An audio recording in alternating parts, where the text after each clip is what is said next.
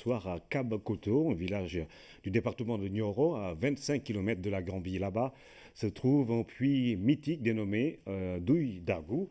Le nom lui a été donné par la mère de Serigne Touba Khadimou Rassoul, Mame Diarra Bousso, une vraie légende. Et c'est le reportage de Cheikh Ahmadou Bamba Gueye.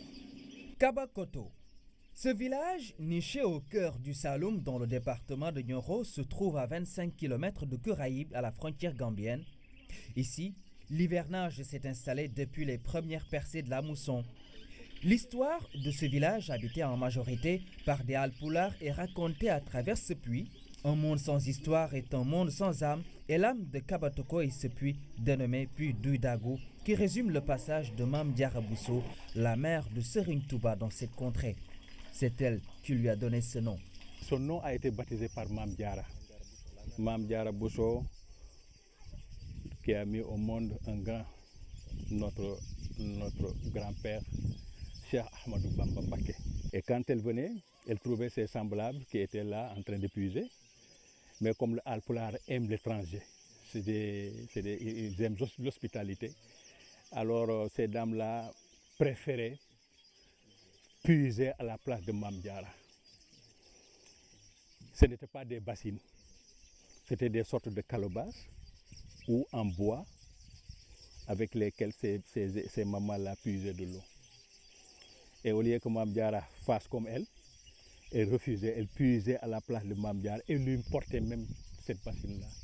Elle avait l'habitude de chantonner, ah fii de neex na ndox ni mu jafe teen bi nu mu neexe nit ñi ñu bëggee gan bëgguñu sax maroot fii de moom neex na da ngay duy num la neexe nga daagu ñibbi.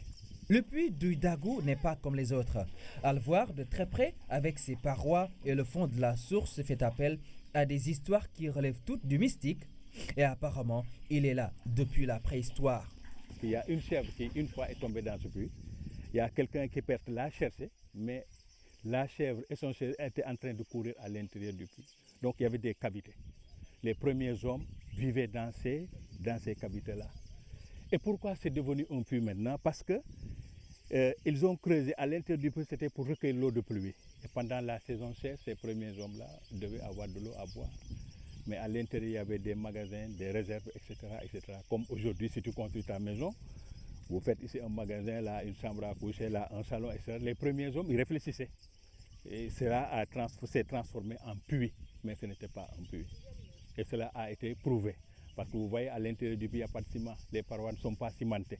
Kabakoto peut être également considéré comme une terre sainte. Cet endroit jalousement entretenu était le lieu où le vénéré Cheikh Omar Foutiyou Tall faisait ses ablutions. Et pendant longtemps, il a été l'hôte de Mame Diarra Bousso dans cette résidence des Boussobé. Une cohabitation socle des liens forts qui unissent les habitants du village.